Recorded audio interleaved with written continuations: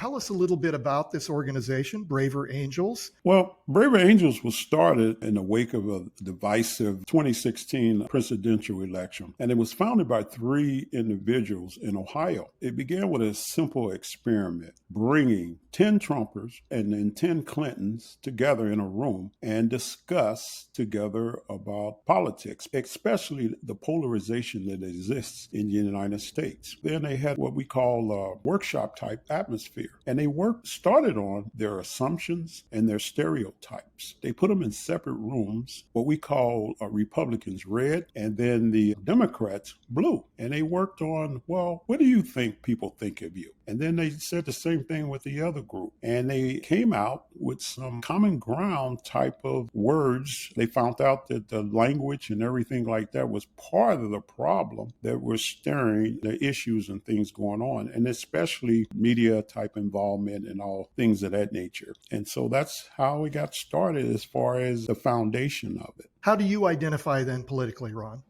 Oh, I'm a flaming red.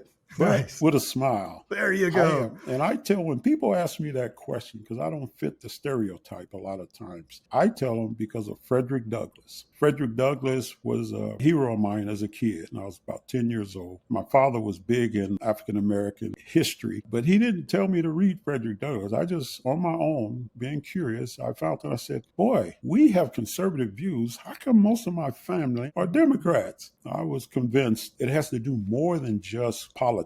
It has to do with what I call now maybe tribalism and things of that nature. Yeah, absolutely. And Charlene, how do you identify politically? I am a blue. I grew up in a conservative Christian family, but over time, my views changed. And that's been true long before the current situation. So Ron says he's a flaming red. I'm a flaming blue.